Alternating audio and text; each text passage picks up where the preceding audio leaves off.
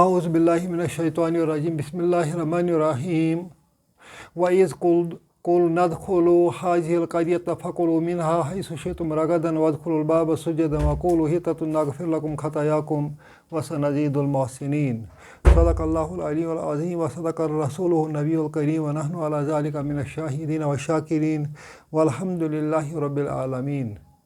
آج ہم سورۃ البقرہ کی آیت نمبر 58 سیکھنے کی کوشش کریں گے۔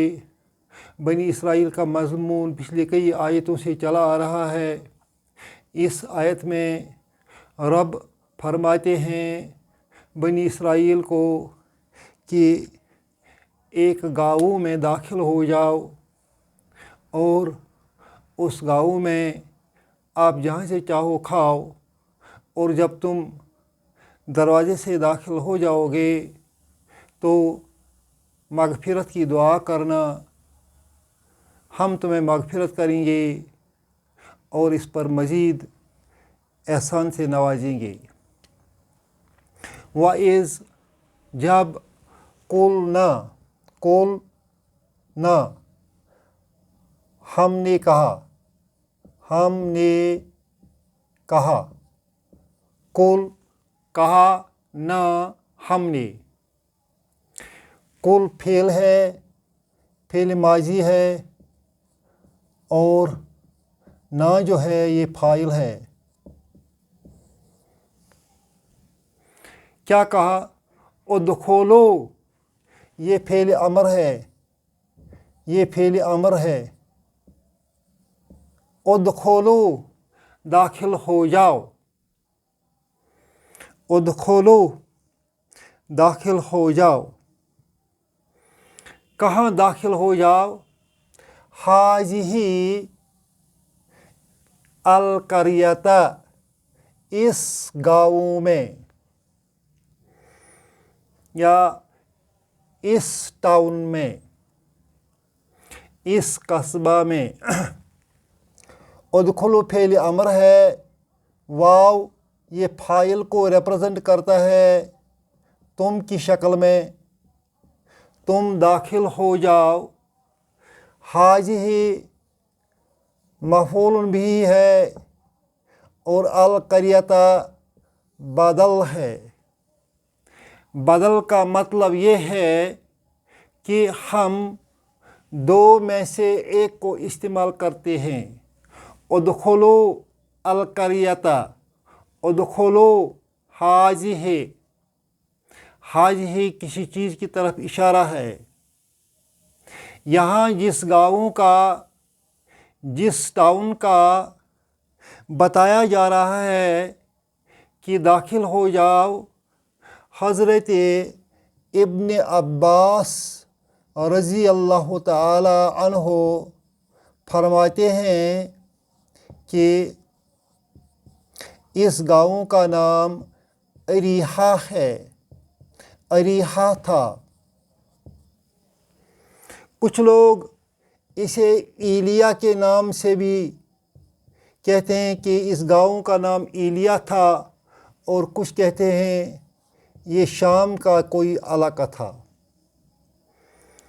چلو، اللہ نے اس گاؤں کی نشاندہی نہیں کی، اس کا نام نہیں بتایا، اتنا بتایا کہ بنی اسرائیل کو کہا گیا کہ اس گاؤں میں داخل ہو جاؤ۔ یہ ان کو حکم دیا رب نے، ادخلو حاذہ القریۃ، اس گاؤں میں داخل ہو جاؤ۔ ادخلو فعل امر ہے، حاذہ اس کا مفعول ہے، اور قریۃ بدل ہے۔ اور کیا کرو؟ کولو، یہ بھی امر ہے، کولو کھاؤ، فعل امر ہے۔ واو جو ہے یہ ریپرزنٹ کرتا ہے فاعل کو، کس کی شکل میں؟ تم کی شکل میں، تم کھاؤ۔ منہا، اس گاؤں میں سے۔ یہ جو ہا ہے، ہا ریفرس ٹو قریہ، چونکہ گاؤں مؤنث ہے اس وجہ سے ہا آیا ہے۔ اور اس گاؤں میں سے کھاؤ، حیثو ایڈورب آف پلیس ہے، جہاں سے، شئتم، شئ فعل ہے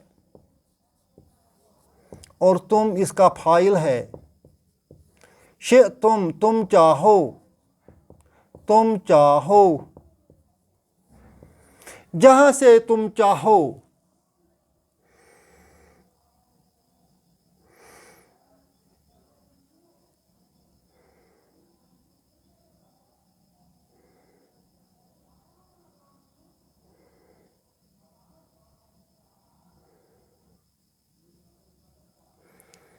رغدن،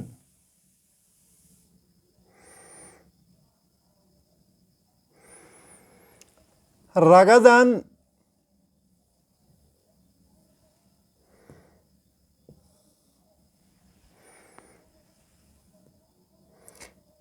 easily،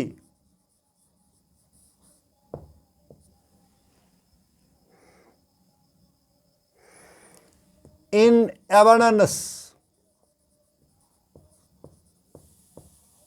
ہم اردو میں اس کے لیے خوب بھی لکھ سکتے ہیں، حیث شئتم، جہاں سے چاہو، کھاؤ، کیسے، اکلن، اکلن، رغدن، خوب کھاؤ، خوب کھاؤ۔ اردو میں صفت پہلے آتا ہے اور موصوف بعد میں آتا ہے، عربی میں صفت بعد میں آتا ہے، موصوف پہلے آتا ہے۔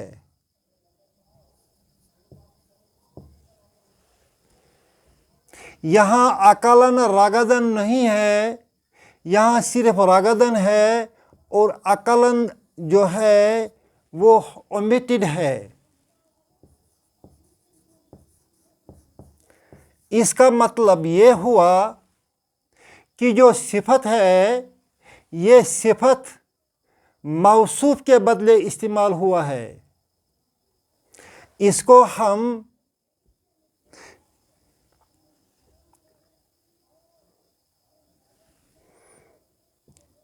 نائب لکھیں گے۔ کس کا نائب ہے؟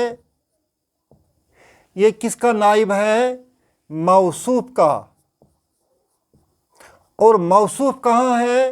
موصوف اومیٹڈ ہے، حذف ہے۔ کیوں حذف ہے؟ وہ انڈرسٹوڈ ہے۔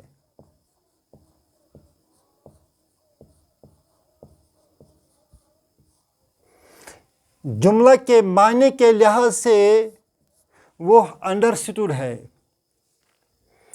وَإِذْ قُلْنَا، جب ہم نے کہا، رب نے کہا، ادخلوا هذه القرية، اس گاؤں میں داخل ہو جاؤ، یہ بنی اسرائیل والوں کو حکم دیا گیا۔ فَكُلُوا، پس کھاؤ، منها، اس گاؤں میں سے، حیث شئتم، جہاں سے چاہو، رغدن، خوب۔ وَادْخُلُوا الْبَابَ سُجَّدًا، وَادْخُلُوا، ادخلوا بھی فعل امر ہے اور واو جو ہے یہ فاعل ہے تم کی شکل میں، اور تم داخل ہو جاؤ، الباب، دروازے سے، مفعول بھی ہے، تم دروازے سے داخل ہو جاؤ۔ اس کا مطلب یہ ہے یہ گاؤں جو تھا یہ والڈ تھا،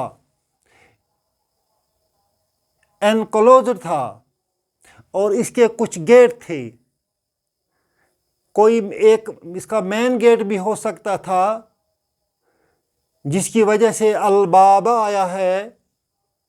عام دروازے کو بابن کہتے ہیں، اور خصوصی دروازے کو الباب کہتے ہیں۔ حکم دیا گیا بنی اسرائیل والوں کو کہ اس کو دروازے سے اس میں داخل ہو جاؤ۔ کس حال میں داخل ہو جاؤ؟ سجدن۔ سجدن حالت بتاتا ہے کس کی؟ ادخل الباب کی حالت۔ تم داخل ہو جاؤ، کس حالت میں داخل ہو جاؤ؟ سجدے کی حالت میں داخل ہو جاؤ۔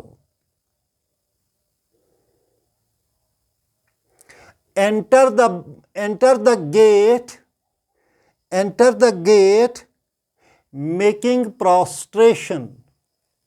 وقولو یہ بھی امر ہے، فعل اور فاعل، واو فاعل ہے تم کی شکل میں۔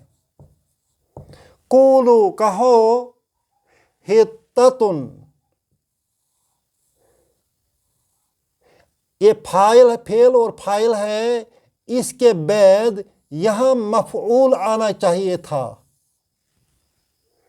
اس کے بعد یہاں مفعول آنا چاہیے تھا یا حال آنا چاہیے تھا، ایسا نہیں ہے۔ یہ جو قال ہے، he said،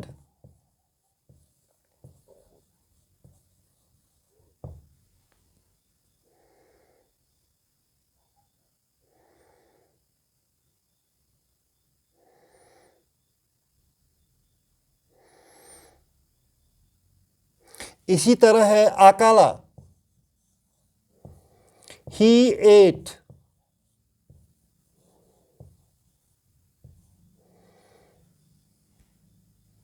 اسی طرح ہے قاتلا، he killed۔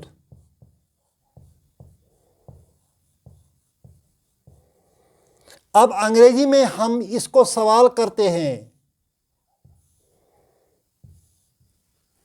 he said what؟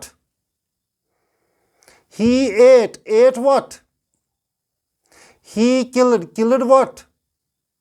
جس ورب کو what سے سوال ہوتا ہے، اس کا مطلب یہ ہے کہ وہ ورب آبجیکٹ چاہتا ہے، اس کا آبجیکٹ ہونا چاہیے۔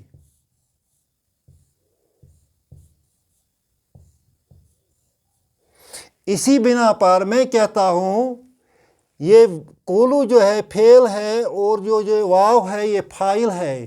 حطتن کی جگہ جو ہے یہ آبجیکٹ کی ہے، مفعول کی ہے، مگر یہاں مفعول نہیں آیا ہے، وہ بھی ناؤن میں آتا ہے، پھر اس کو دو زبریں ہونی چاہیے، مگر یہ وہ والا نہیں، یہ مفعول نہیں آیا ہے، یہ دو پیش والا آیا ہے۔ اس کا مطلب یہ ہے کہ کوئی اور لفظ یہاں چھپا ہوا ہے۔ پہلے ہم یہ دیکھیں گے یہ لفظ آیا کہاں سے۔ حتی فعل ماضی ہے، حتی یا ہوتو یا ہوتو۔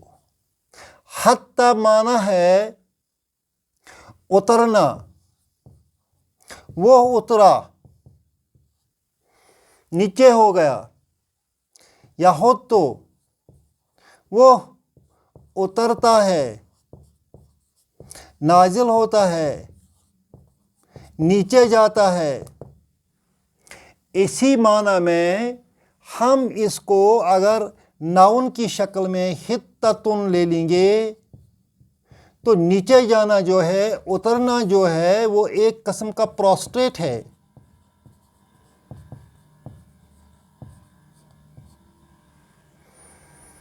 اس وجہ سے یہ لفظ مغفرت کے معنی میں استعمال ہوتا ہے۔ حطتن،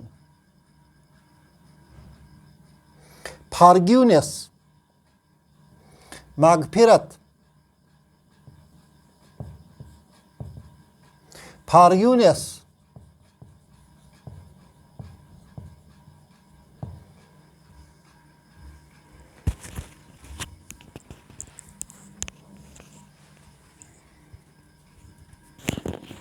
حتتن فارگیونیس. اگر ہم سینٹنس بنائیں گے ہوتا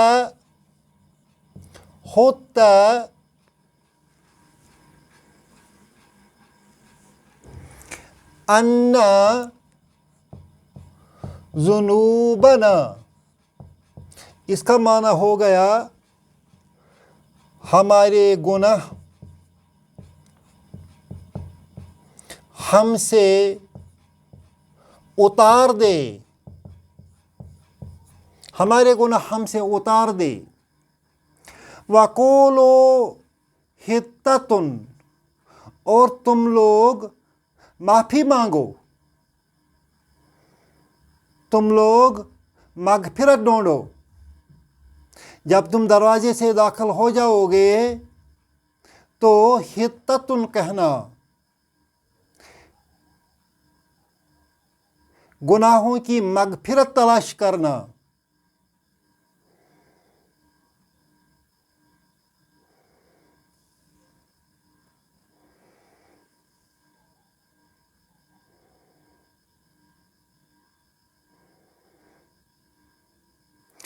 لہٰذا جو یہ حتتن ہے یہ ناؤن ہے اور پیش والا ہے، اس وجہ سے ہم اس کو خبر مانتے ہیں. کس کی خبر مانتے ہیں؟ اس کا جو مبتدا ہے وہ اومیٹڈ ہے. مبتدا اس کا یہاں آنا چاہیے تھا، وہ اومیٹڈ ہے. اور پھر مبتدا خبر جو مل کر سینٹنس بنتا ہے وہ اس کا مفعول بھی تصور کیا جائے گا قولو کا. وَقُولُوا حِطَّةٌ، اور تم مغفرت مانگو، نغفر لکم، ہم بخش دیں گے، خطایاکم، تمہارے خطا. نغفر فعل مضارع ہے، ہم بخشتے ہیں یا بخشیں گے. لکم جار مجرور، خطایا مفعول به وہو مضاف، کم مضاف الیہ، ہم تمہارے گناہوں کو بخش دیں گے. یہ والا جملہ جو ہے یہ ہمیں بتاتا ہے کہ حتتن کا معنی ہونا چاہیے مغفرت کی تلاش. وَقُولُوا حِطَّةٌ، اور تم مغفرت مانگو، نغفر لکم خطایاکم، ہم تمہاری خطا معاف کر دیں گے، بخش دیں گے. وَسَنَزِيدُ الْمُحْسِنِينَ، فیوچر کے لیے آتا ہے. نزید، ہم زیادہ دیتے ہیں یا دیں گے، چونکہ یہ فیوچر کے لیے آتا ہے لہذا یہاں آئے گا ایک ہی معنی دیں گے.